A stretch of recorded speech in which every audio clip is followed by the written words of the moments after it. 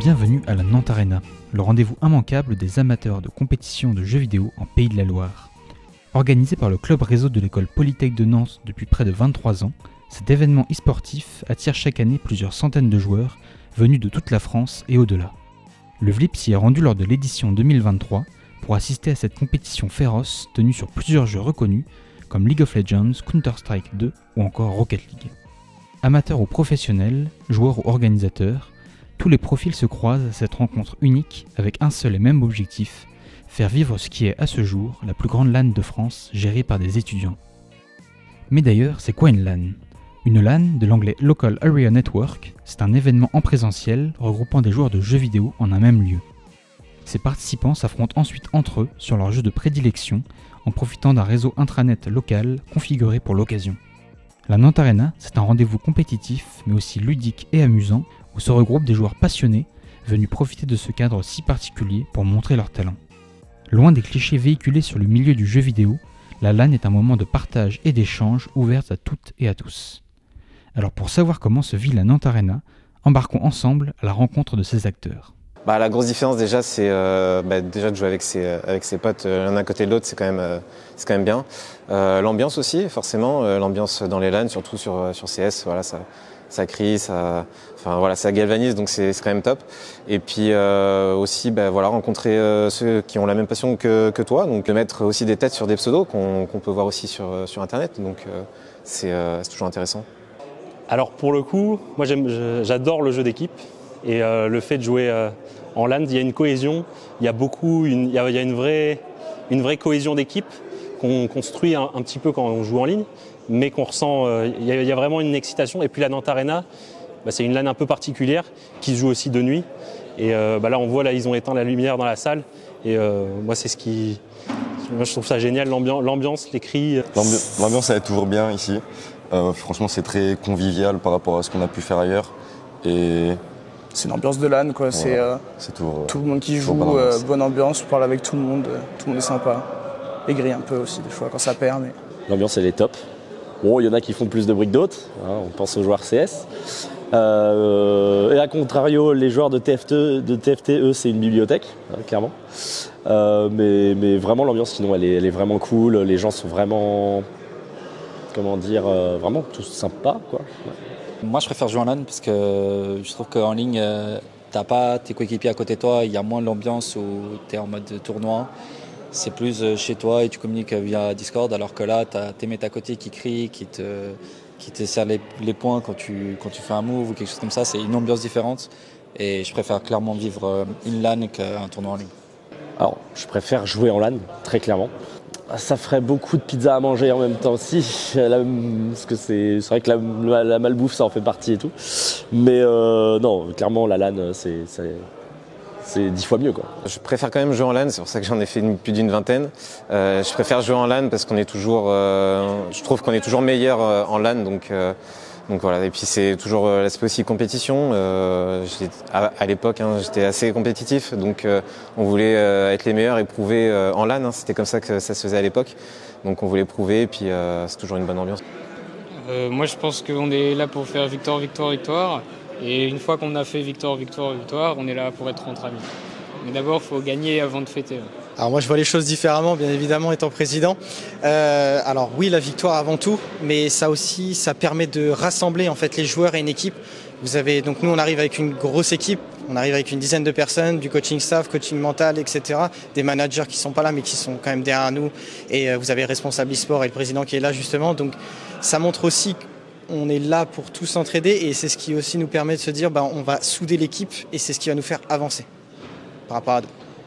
Malheureusement, on est des petits clowns, comme on pourrait dire. Donc on est vraiment là pour faire des blagues. Mais on s'est entraîné quand même. On s'est quand même bien entraîné. Et on n'est pas délusionnel dans le sens où il y a des mecs qui jouent beaucoup plus que nous, qui s'entraînent beaucoup plus. Donc forcément, ils vont nous fracasser. Mais on garde quand même ce côté plaisir. Et d'un autre côté, on essaie de jouer sérieusement, quoi. En fait, on va être des clowns sans être ridicules, surtout. Voilà, c'est ça. Voilà. L'écosystème League of Legends en France, il s'est pas mal développé ces dernières années en France, avec beaucoup d'équipes professionnelles et semi-professionnelles. On a un circuit amateur un semi-amateur qui s'appelle l'Open Tour, avec des équipes de très haut niveau qui jouent régulièrement avec une structure qui les accompagne. Et on les voit de plus en plus se déplacer dans des LAN comme la Nantes Arena. Donc j'ai vu vraiment le niveau augmenter d'année en année. Juste, si vous avez prévu de faire des LAN, prévoyez des pastilles pour la gorge. Vraiment. Ouais. Parce que là, on a mis 9 rounds, j'ai déjà plus de voix, c'est inquiétant pour la suite du week-end. Ouais. Et en vrai, aussi, c'est bien la Nantes Arena, mais la Toulouse Arena, ce serait sympa aussi. Voilà, si quelqu'un a prévu de faire ça. Voilà, parce que 700 bornes, ça fait mal à chaque fois. 700 bornes aller, 700 bornes retour pour perdre, bon. Alors si tu veux une petite anecdote, c'est très folklorique, je pense que nous on n'est pas passé inaperçu parce que puisqu'on a un joueur qui est blessé à la cheville depuis ce matin, on a un peu traversé toute la LAN en le portant, le tenant sur nos épaules, on lui a amené à manger, etc. Donc on s'est un petit peu fait remarquer, mais dans un bon sens, ça a donné une bonne ambiance, ça nous a permis de parler avec des gens, de rigoler avec eux, et c'est aussi ça l'esprit LAN, c'est aussi ce truc de tu rencontres des gens que tu connais pas mais qui ont la même passion que toi, donc tu peux rigoler avec eux, et ça c'est vraiment bien.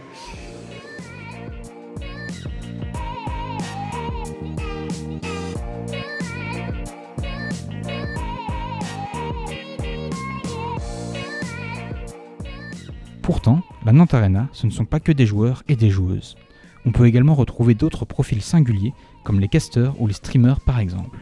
Également adeptes de jeux vidéo, ces passionnés n'hésitent pas à se mettre en scène pour commenter, analyser et ajouter un supplément de divertissement aux matchs qui se déroulent devant leurs yeux. Les LAN restent cependant des événements assez rares en France au vu du défi logistique qu'elles incarnent pour ceux qui les organisent. Afin de mieux comprendre l'ampleur que prend un tel chantier, nous avons échangé avec 2 membres du club réseau chargés d'aider à la mise en place de la Nantes Arena. Là, typiquement, pour cette édition, ça a été aider à l'installation de ce que les gens ne voient pas, c'est-à-dire ce qu'il y a en dessous du tapis bleu, pour faire en sorte de ne pas abîmer le gymnase qu'on occupe. Et sinon, après, c'est surtout, ok, je veux faire l'after movie, sur quelle musique je veux le faire, comment je veux le monter, quelle histoire je veux raconter, si on a une. Donc j'arrive avec ça en tête, puis après je me mets à filmer ce que j'ai à filmer. Puis ensuite, selon ma motivation, le montage peut me mettre 1-2 semaines. Et pour ma part, alors légèrement différent, parce que sur la présidence, c'est beaucoup de travail en amont. J'ai envie de dire, c'est un travail qui commence très tôt, 6 mois avant l'événement. La présidence, ça demande surtout de superviser un peu tout le monde et de réussir à fédérer et les joueurs et les organisateurs et de faire en sorte que tout ce qui se passe en amont soit oublié par les joueurs, et je pense qu'on y arrive assez bien, c'est un peu l'objectif aussi. L'ampleur que prend un tel événement, c'est ce que je disais tout à l'heure, mais le but c'est que les gens ne se rendent pas compte du temps que ça prend à organiser. Mais il y a énormément de travail en amont, que ce soit au niveau du réseau par exemple, c'est-à-dire câbler, c'est pas anodin, on est dans une école ici, on est tous étudiants globalement dans l'organisation, et c'est pas anodin de faire rentrer 360 PC dans un gymnase qu'il faut alimenter électriquement, qu'il faut câbler, ça demande d'énormes contraintes logistiques, ça demande d'énormes contraintes techniques, organisationnelles. On propose aussi de la restauration, c'est pas anodin de gérer toute la chaîne du froid, l'hygiène, voilà, il y a vraiment une multitude de panels derrière ça. C'est 6 mois de travail avant l'événement. On a eu cette crise du Covid qui a vraiment plombé tous ces événements-là, mais pas que la Nantes Arena, hein. Je pense que c'est vraiment global en France. Et nous, depuis ce moment-là, la NA a pris un train et s'envole. Et chaque année, on accueille de plus en plus de joueurs, de plus en plus de tournois différents. L'année dernière, on a accueilli TFT qui était 32. Cette année, ils sont 64. Les années d'avant, pas cette année parce que par des contraintes techniques, mais l'association Beat by 44, qui est une association nantaise de jeux vidéo rétro, venait aussi sur l'événement et proposait des activités diverses de ce qu'on a l'habitude de proposer. Et ça, c'était vraiment, on est vraiment sur une prise d'ampleur. Et je pense qu'il y a quelques années, on était sur 300-400 joueurs, et aujourd'hui, on est sur les 500-600, et ça continue de monter, donc nous aussi, ça nous fait plaisir. Alors, moi, je suis venu à la Nantes Arena parce que quand je suis sorti de l'IUT de Nantes, je galérais un peu à faire du réseau. Donc, je me suis dit, je vais faire le pôle réseau de la Nantes Arena, c'est quand même concret comme truc. Je vais me buter là-dedans. Je me suis très vite rendu compte que paramétrer des réseaux, ça me gonflait. Je me suis dit, il faut que je me suis engagé là-dedans, il faut quand même faire quelque chose. Et en fait, c'est simplement dire, c'est cool d'organiser une LAN. Je veux en être.